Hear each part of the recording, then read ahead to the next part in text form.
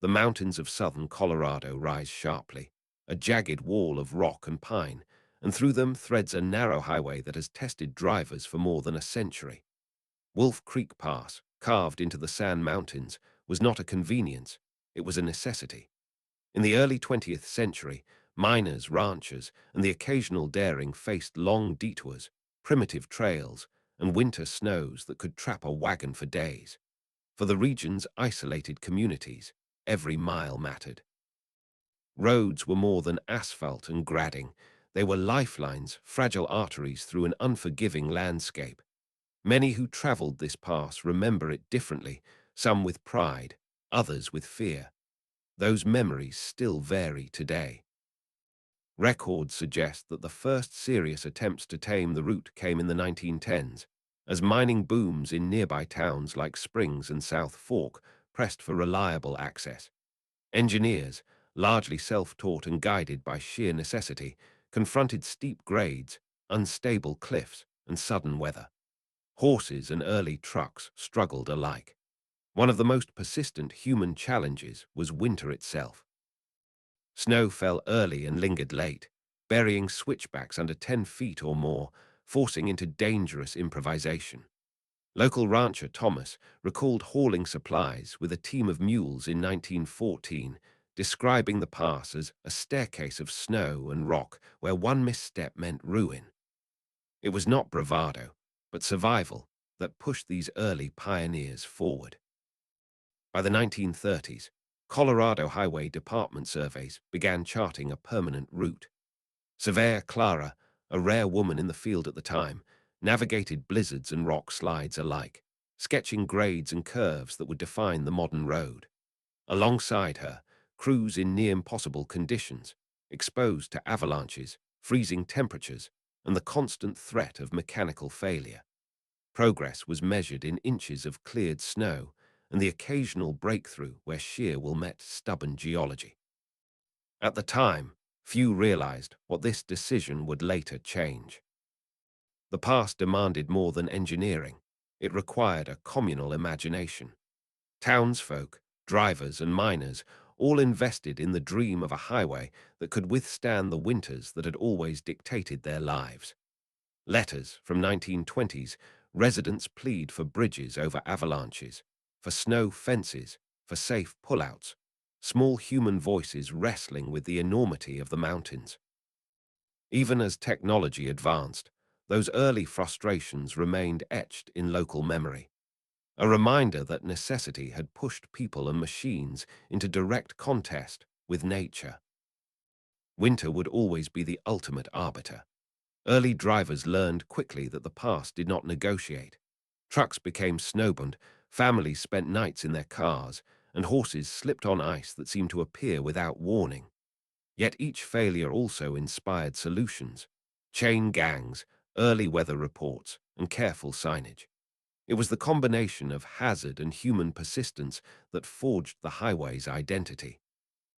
Many who traversed it in those early years carried both admiration and terror in equal measure. The vision of a reliable, year-round route was never just about convenience. It was about survival and connection, about shrinking isolation and bringing the remote corners of Colorado into the larger sweep of American life. The first foundations of Wolf Creek Pass were laid in frustration, danger, and hope, and in that, the story mirrors the American highway itself, stubborn, necessary, and human at its core. What followed would reshape the road and the people who depended on it. Carving a highway through the Sand Mountains was never a task for the faint of heart. By the late 1930s, plans were to replace rough trails with a graded, paved route that could withstand the region's merciless winters. Surveyors had already plotted grades that rose nearly 7,000 feet from the valley floor to the summit, but translating those lines on a map into a functional road required ingenuity, muscle, and relentless determination. Early engineers faced constant trade-offs. Too steep a grade risked runaway trucks. Too shallow demanded more excavation through solid rock. Every curve, every retaining wall, every switchback was a decision where human life and mechanical limits intersected. Construction crews, often local men hired seasonally, worked under conditions that now seem unimaginable. Blizzards could drop a foot of snow overnight, halting work for days while avalanches reshaped the mountainside. Dynamite, shovels, and early steam-powered machinery became tools of survival as much as progress. One foreman, James Red, described the first winter cruise as digging in our own grave if we made a mistake, recalling nights spent in shacks above the pass, listening to rocks tumble from frozen cliffs. It was meticulous, exhausting, punctuated by small victories. A cut through solid granite, a bridge piered and aligned, a curve that finally met the surveyed grade.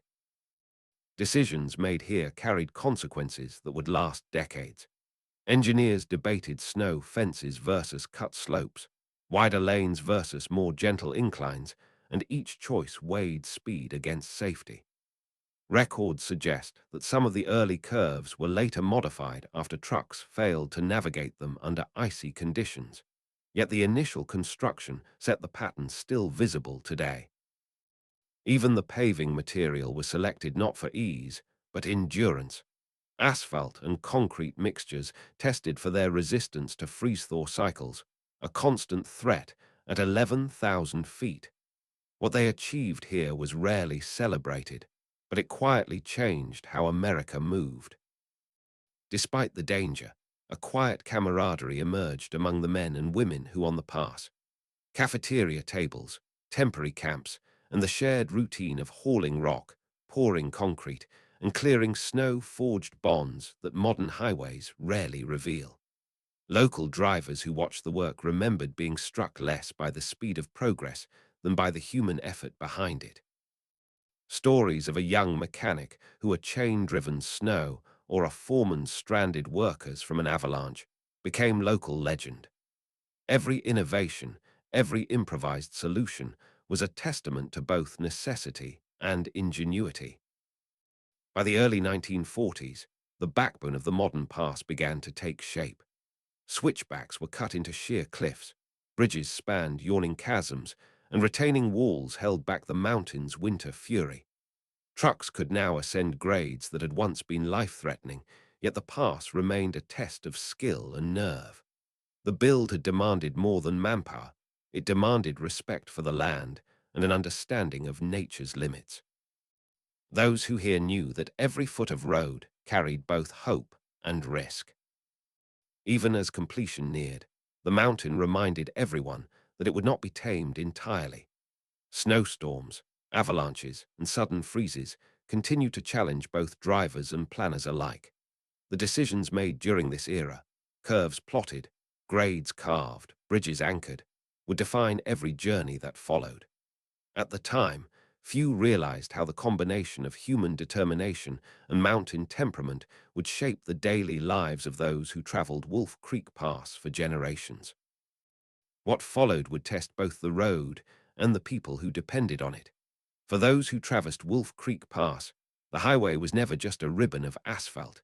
It was a living, demanding presence. Truckers hauling livestock, ore, or essential supplies came to know its moods intimately. Cab floors rattled under heavy loads, tires struggled for grip on icy grades, and headlights cut through sudden blizzards that could appear without warning. One driver, Manny, recalled the first winter he drove the route in 1952. The snow would hit like a wall. You had to trust the truck, trust yourself, and hope no one was coming the other way. Each journey carried a measure of quiet bravery, measured not in heroics, but in the simple determination to reach the next town alive. Families traveling to winter festivals or relatives in South Fork or Springs quickly learned that preparation was paramount. Blankets, extra food, and chains were never optional. Who paused at mountain lodges or roadside diners often shared stories of near misses, helping one another clear snow or push stalled cars back onto the road. These interactions created a human network, small but resilient, binding isolated communities together. According to period accounts, strangers were as likely to become companions as obstacles in a storm, a testament to the shared vulnerability of winter travel. Miners and local workers were another critical presence on the pass. Before interstates bypassed small towns, these routes linked livelihoods to the outside world. Horses, trucks, and became extensions of human effort, while locals watched the highway evolve with cautious pride. Clara, the surveyor who helped design the road, later noted that watching trucks ascend steep grades in midwinter felt like seeing people wrestle with the mountain itself, and occasionally win. The work of engineers and crews was only half the story. The other half belonged to those who trusted the pass with their daily lives. Cab-level perspectives reveal a road that demanded constant attention. Brakes were tested on long descents, mirrors by the bitter cold, and the smell of diesel mixed with pine and snow in a way that made every mile tactile. Truckers developed informal signals for reporting ice, fallen rocks, or drifting snow, a language of survival born of repetition and shared experience.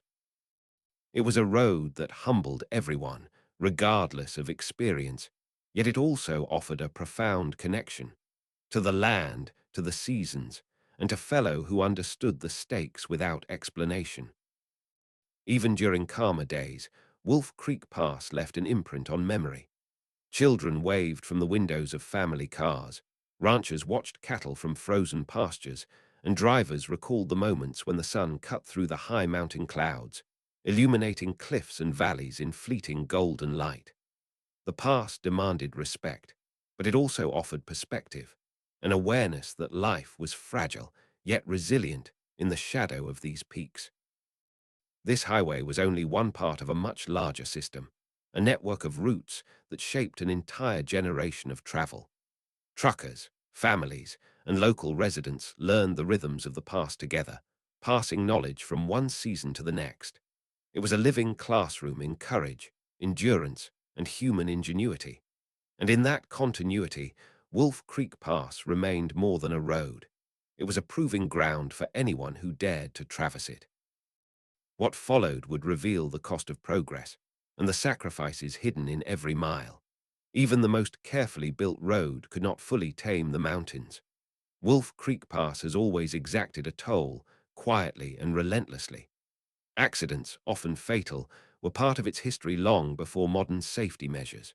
Trucks would jackknife on ice, cars would slide off narrow ledges, and caught in sudden storms sometimes went missing for days. Records suggest that in the 1940s alone, local sheriffs documented multiple fatalities each winter, though some incidents were never officially recorded. The pass was beautiful, but it was unforgiving, a reminder that human ingenuity has its limits. Small towns bore their own burdens. Communities like South Fork and Springs depended on the highway for commerce. Yet when winter storms closed the road, trade slowed, and essential supplies were delayed. Residents recalled stockpiling food and fuel, improvising shelter for stranded, and relying on the resourcefulness of neighbors. Local businesses suffered when the pass was impassable for days, sometimes weeks, and economic uncertainty became a seasonal rhythm. The very road that connected them to the world also reminded them how fragile that connection could be.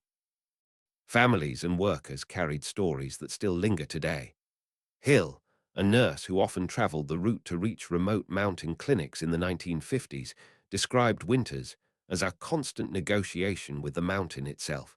Sometimes you won, sometimes you learned the hard way.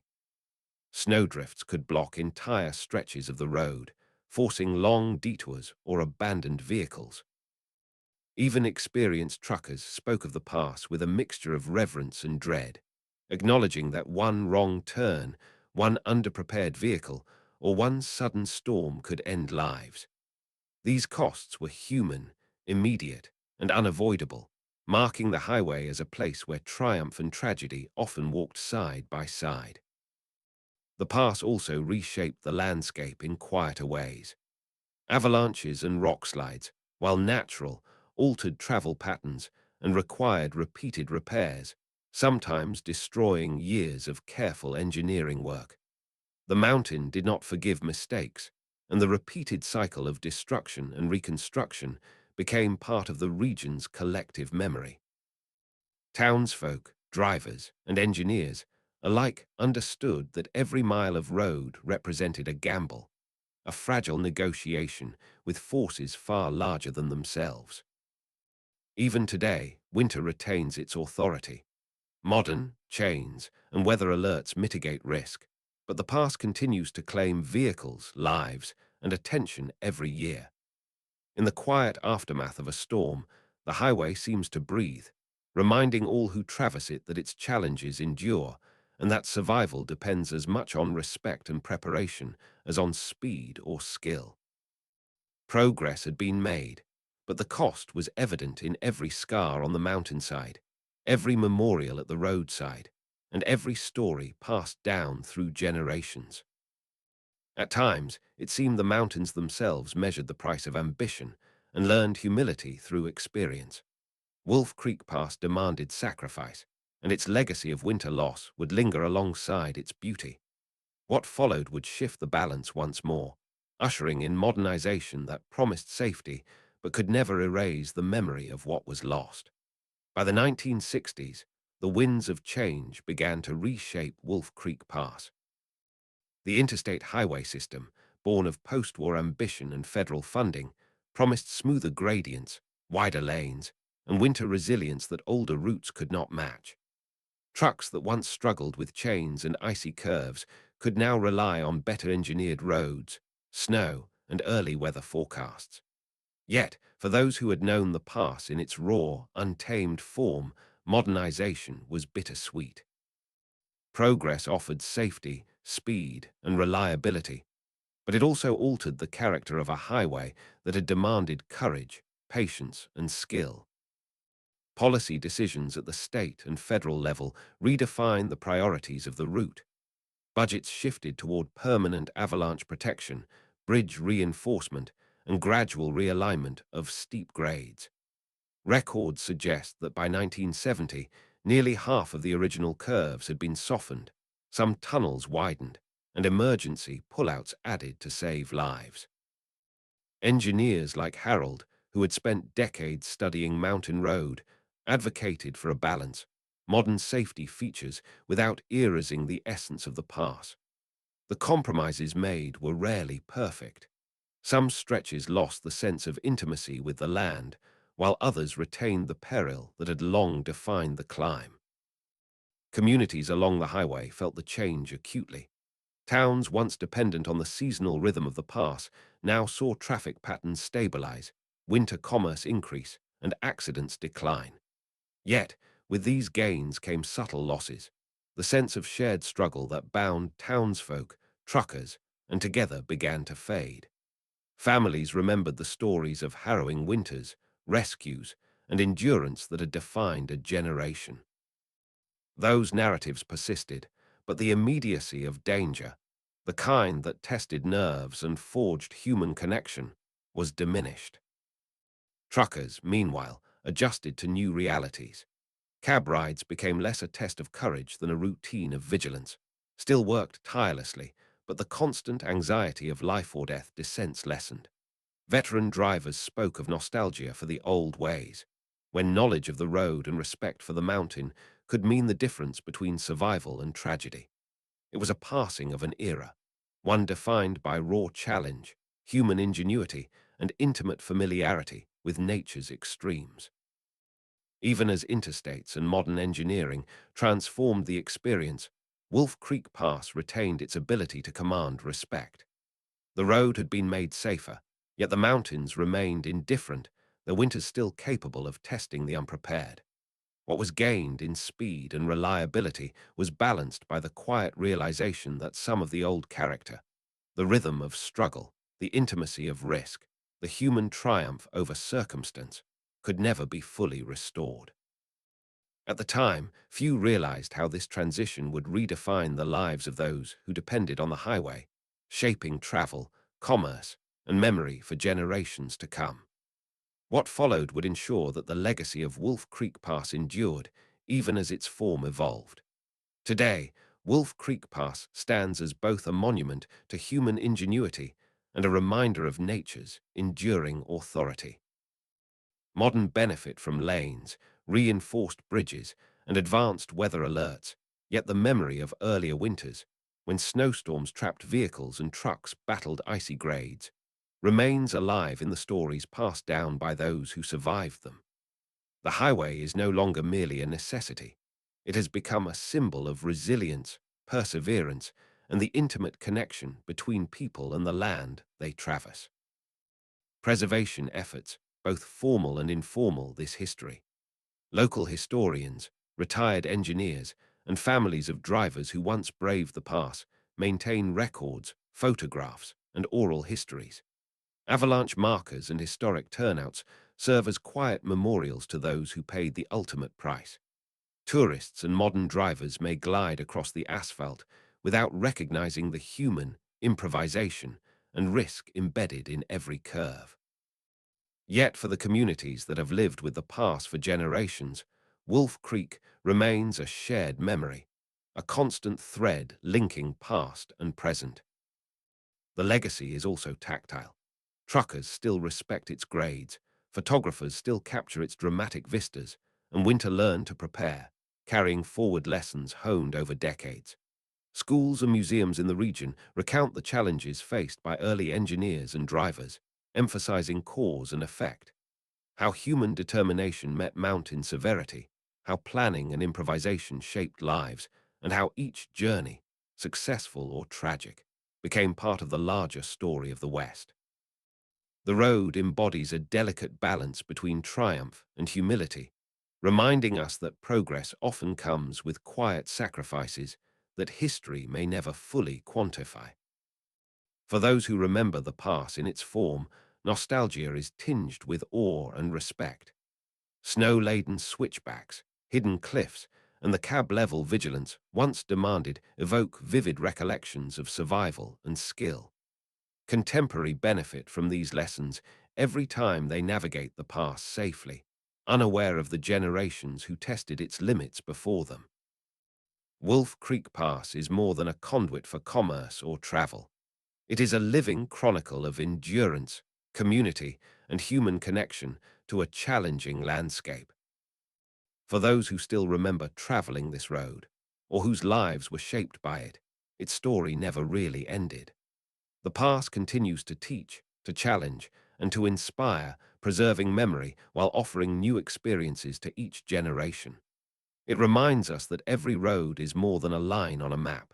It is the accumulation of choices, sacrifices, and courage, stretching across time as surely as it stretches across mountains.